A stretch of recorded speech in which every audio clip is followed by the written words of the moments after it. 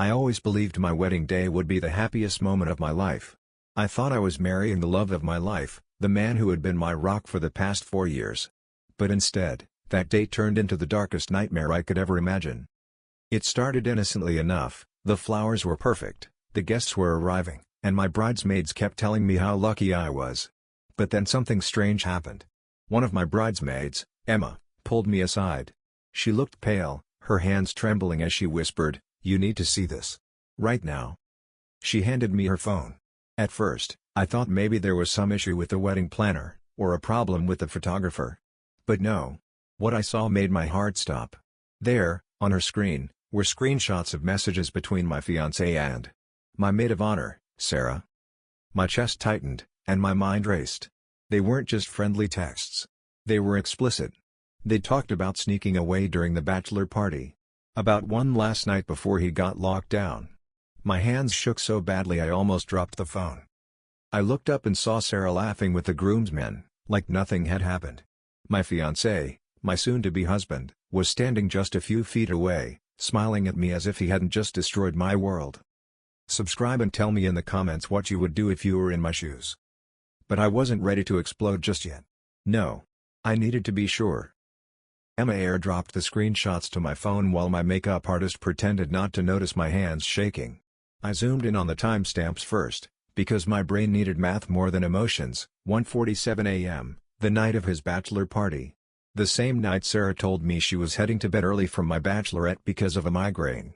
The messages weren't flirting. They were graphic. They joked about getting it out of our system.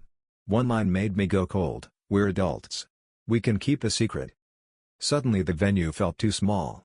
The renovated brick loft I'd fallen in love with felt like it was closing in on me. I could smell the espresso from the barista cart down the hall and the gardenias pinned to my bouquet. Everything was vivid and wrong. My dad was practicing his toast under his breath outside the door, and I hated that I was about to ruin his perfect speech with my reality. Was I wrong for what I did next?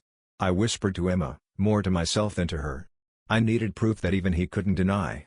Not hearsay. Not screenshots he could label as out of context. He had an iPad he used for fantasy football, synced to his iMessage. He always left it in the groom's suite to charge. I told the coordinator I wanted to deliver a surprise gift to my fiancée before the ceremony and she handed me a spare key. My heels clicked down the hallway like a countdown. Inside the groom's suite, ties were strewn over chairs, cufflinks in a dish, cologne half open, a half-finished beer sweating on a coaster. His iPad glowed on the counter, plugged in. No passcode, just the home screen. I opened messages. Sarah's thread was pinned. My heart hammered so hard I thought I'd pass out, but my hands kept moving. There were weeks of texts, inside jokes about me, about keeping calm, about planning logistics when I was busy with vendors.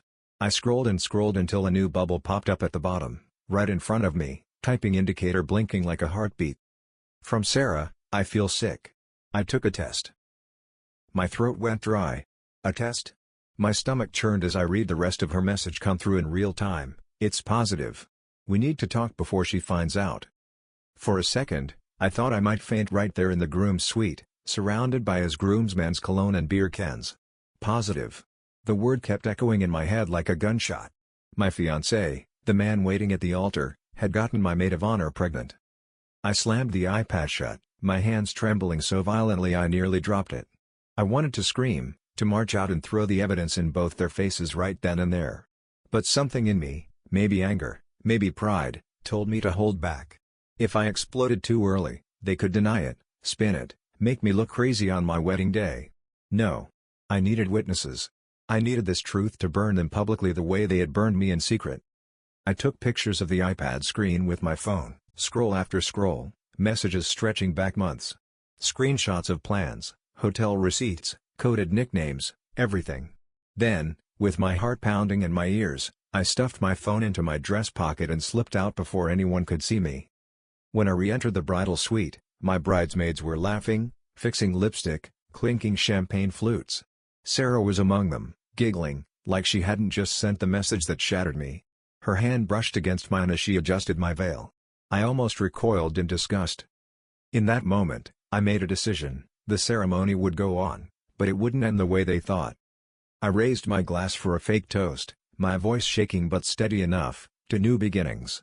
And the truth, no matter how ugly it is. Sarah gave me a strange look, but before she could ask anything, the wedding coordinator announced it was time. And as I walked toward the aisle, clutching my bouquet, a plan formed in my head that would change everything. The music swelled as the doors opened, and everyone rose to their feet. Rows of smiling faces blurred into one indistinguishable wave, but I felt none of it. My heart was hammering not from joy but from rage held carefully behind a practiced smile. My father beamed at me, proudly holding my arm, unaware that we were walking straight into a performance I was about to turn into a spectacle. At the altar, my fiancé looked perfect. Too perfect. His tux fit like it was made for him, his grin wide and convincing, his eyes soft as if he were the man who had promised me forever. I wanted to spit in his face. Behind him stood Sarah, holding my bouquet's backup ribbon, pretending to be the loyal best friend, the rock of my bridal party. My stomach turned. The officiant began speaking, and I barely heard the words. My mind was consumed by what I had to do. I felt the phone heavy against my thigh through the dress pocket. My proof. My weapon. The very thing that was going to end this sham in front of everyone we loved. We went through the motions, vows, rings.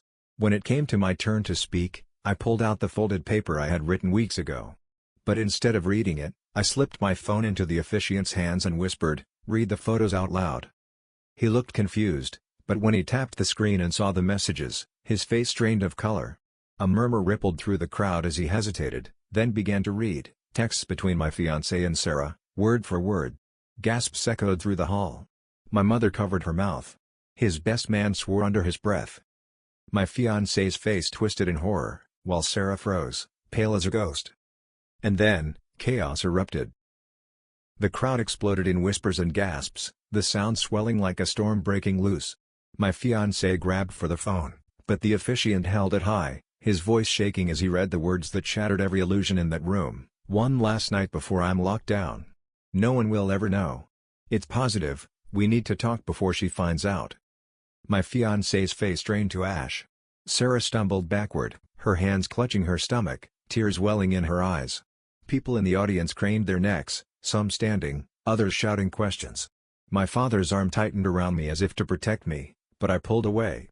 I didn't want protection. I wanted destruction.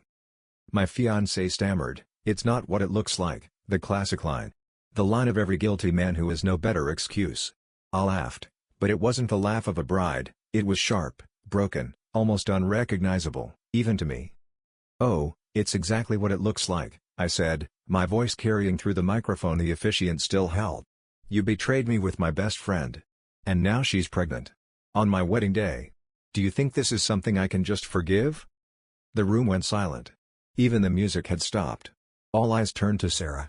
She shook her head, whispering, "It was a mistake. It only happened once."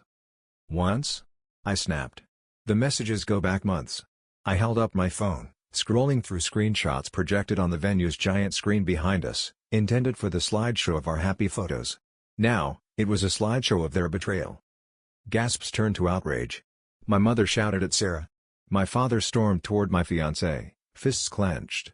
Guests started leaving, muttering about the scandal, some recording everything on their phones.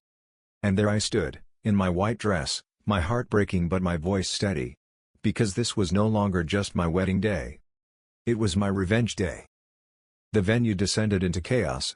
My father had to be physically held back by my uncle as he lunged toward my fiancé, spitting curses that echoed through the hall. My mother was sobbing uncontrollably, while Sarah's parents sat frozen, unable to look anyone in the eye. Phones were everywhere, guests recording, whispering, posting. I knew before the night was over, this disaster would be all over social media. My fiancé dropped to his knees in front of me, hands clasped together like he thought he could beg his way out of this. "Please, baby, don't do this. We can fix it." I was drunk. It didn't mean anything. "You're the love of my life." The crowd booed him. Literally booed. Someone even shouted, "You're disgusting." He reached for my hand, but I yanked it away so hard the ring box fell to the floor with a dull clank. And then Sarah, my so-called maid of honor, broke down. Tears streaked her face as she cried, "I'm sorry. I didn't mean for this to happen. I was lonely, I was jealous. You had everything, and I—" Her voice cracked, but I cut her off. "You had me. You had my trust. My friendship. You weren't just my maid of honor, you were supposed to be my sister." "And this is how you repay me?" The silence that followed was heavier than the shouts before it. People were waiting for me to collapse, to forgive, to scream. But instead, I straightened my shoulders and said, "This wedding is over. The only vows spoken here today are lies." Gasps, whispers, chaos again. The officiant looked completely lost.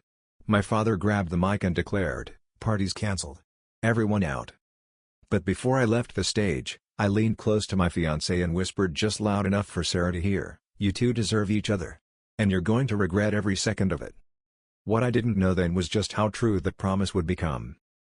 The guests poured out, but not before most of them had snapped their photos and videos.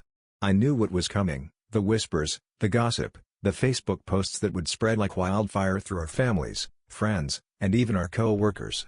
My perfect wedding had become a public scandal, and strangely, I wasn't ashamed. I wanted people to see them for who they really were. I slipped into the bridal suite, ripped the veil off my head, and collapsed into a chair. My bridesmaids, except Sarah of course, followed me in. Emma, the one who had shown me the texts in the first place, knelt down and grabbed my hands. "You're stronger than I've ever seen anyone be," she said. "That was brutal, but you needed to do it." I wanted to thank her, but the words stuck in my throat. My chest hurt. Not from the ruined wedding, not even from the betrayal, but from the years I had wasted on a man who had never really loved me the way I loved him. Then came the knock. Loud. Insistent. My fiancé's voice called from the other side, "Please, just let me explain. Don't end us like this." Emma rolled her eyes and mouthed, "Want me to get rid of him?" But I shook my head. I stood, wiped my tears, and opened the door. He looked pathetic, tie undone, sweat dripping, eyes red. Behind him, Sarah lingered, arms crossed, still crying but more out of fear than guilt. I stepped into the hallway so everyone could hear me and said, "You want to explain? Fine. Explain to the entire internet, because that's where this is headed. Every message, every secret, every lie, you handed me the evidence yourself." I held up my phone like a weapon. His face went white. He stuttered, "You wouldn't." "Oh," I said, smiling through my pain, "I absolutely would." And that was the moment I realized, this wasn't over. This was just the beginning. That night, after everyone cleared out of the venue, I sat alone in my hotel room still wearing the dress I had once dreamed of. The makeup was smeared, the flowers wilted, but my phone buzzed non-stop, calls, texts, DMs. Some were from relatives offering support, others from people I barely knew who had already seen the leaked clips online. The story was spreading like wildfire. I scrolled through social media, and sure enough, someone had already posted a video titled, "Bride Exposes Cheating Fiancé at the Altar." Hundreds of comments poured in. Some called me a hero, others debated whether I should have confronted them privately. But one comment stuck with me, "Don't just walk away. Make him pay." And in that moment, I decided that walking away wasn't enough. I wanted justice. The next morning, I went to my parents' house. My father was pacing like a storm cloud, my mother was red-eyed from crying, but both of them swore they'd stand by me no matter what. When I told them I planned to take legal action, cancel all joint accounts, strip my fiancé from anything with my name on it, they didn't hesitate to support me. But the more I thought about Sarah, the angrier I got. She wasn't just a fling. She was my maid of honor, my best friend since college. She had been in my home, she had helped me pick out that very dress. And now, she was carrying his child. I knew I couldn't just sit back and let them play house while I cleaned up the wreckage of my life. No. They had chosen to betray me together, so they would face the consequences together. I opened my laptop and started typing. An email to our entire wedding guest list. Subject line, "The truth you deserve to know." And once I hit send, there was no going back. The emails went out within minutes. I detailed everything, the texts, the evidence, the betrayal. I didn't sugarcoat it. I included screenshots, dates, even references to places they had secretly met. I wanted everyone who had witnessed our wedding to know the real story behind the smiles and photos. Within an hour, my inbox exploded. Some friends were shocked and supportive, others angry that I had made the drama public. But the responses that mattered were the ones from Sarah's family and my fiancé's. Sarah's mother called, trembling, begging me to remove the emails.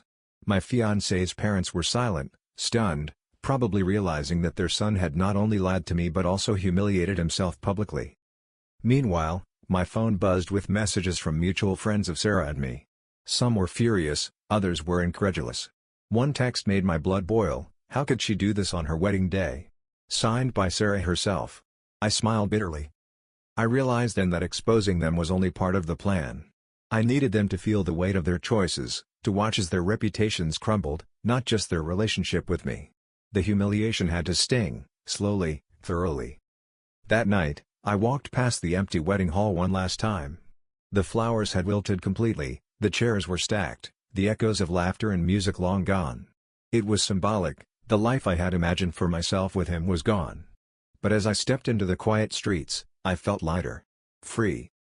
And then I got a notification: a video had been uploaded online showing my fiancé confronting Sarah after reading the emails. The title read, "Caught in the Web of Lies." I knew instantly, this was bigger than I had imagined. And it wasn't over yet. Was I wrong for letting the world see their secrets?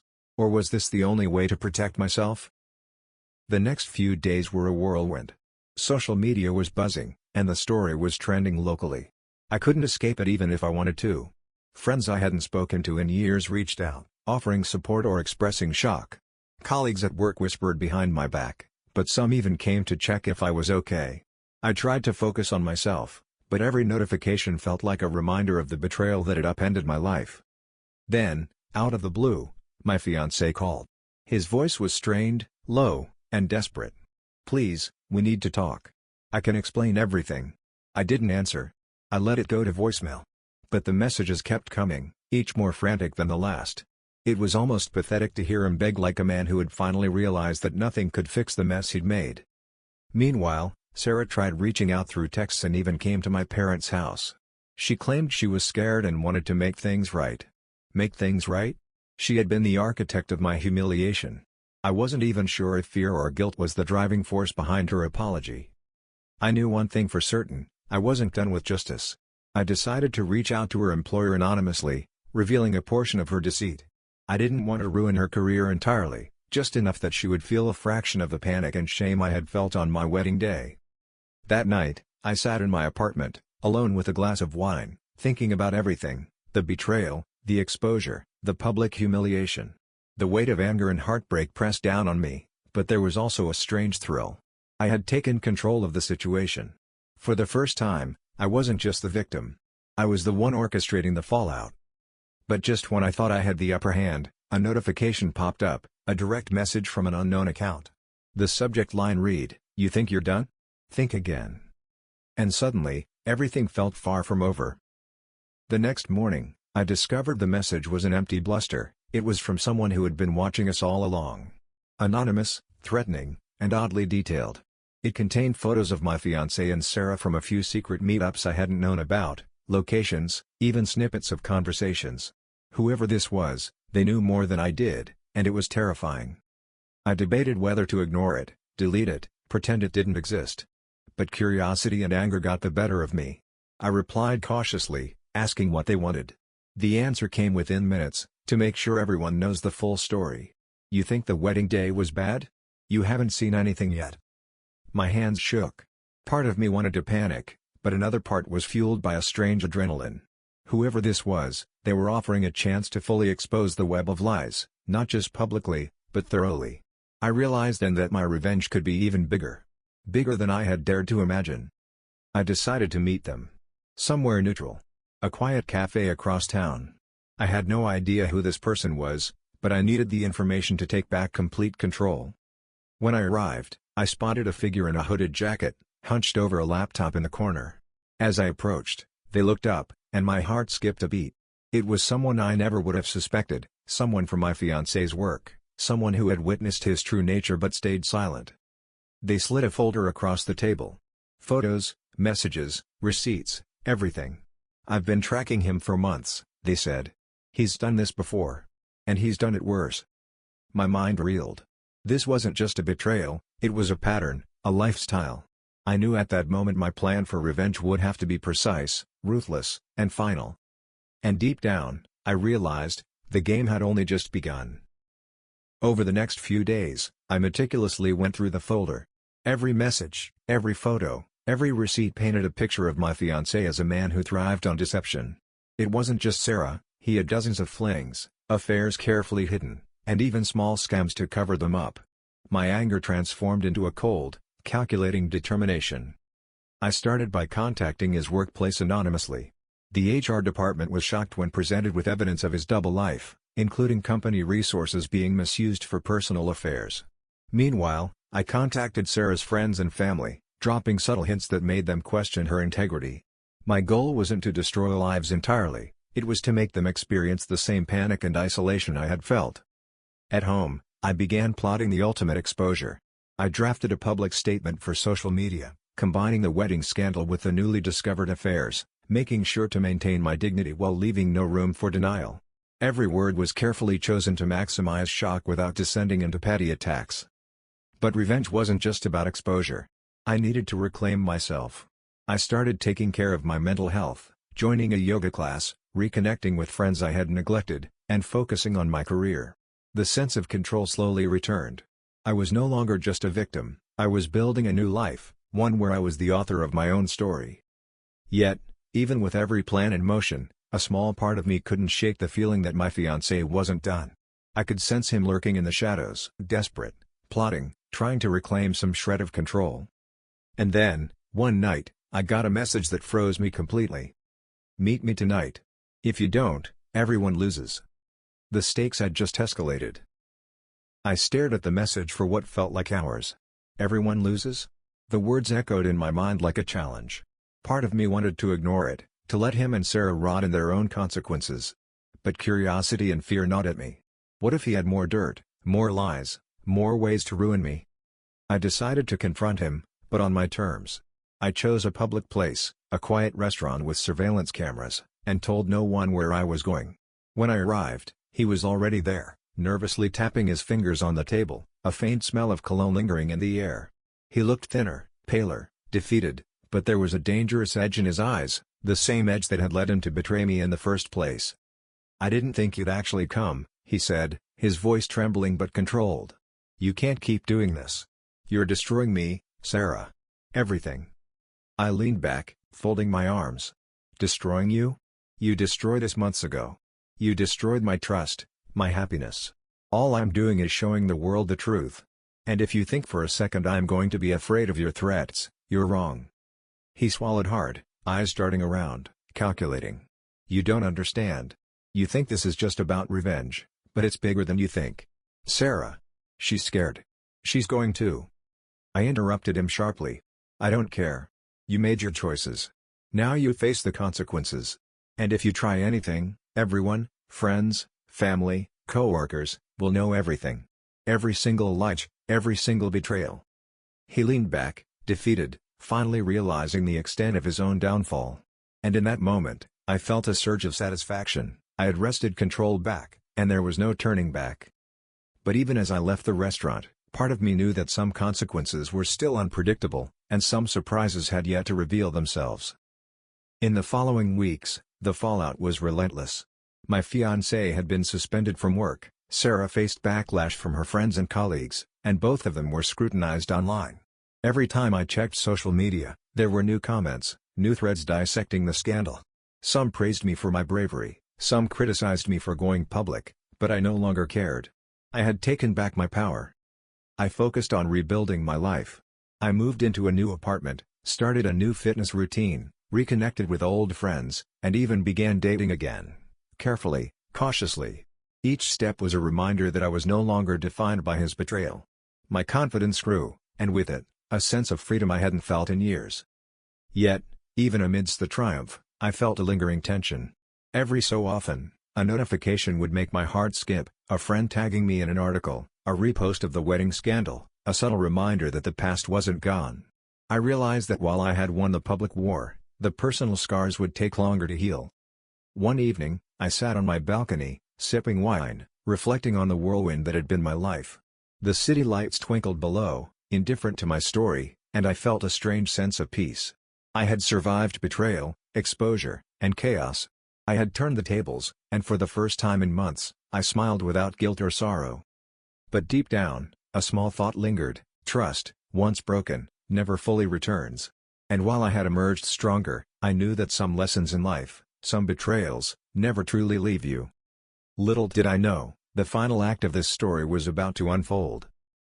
It all came to a head a few days later. My fiancé, desperate and humiliated, tried one last attempt at control. He showed up at my apartment, pleading, begging for forgiveness, for another chance. I let him in, but only to face the reality he had created.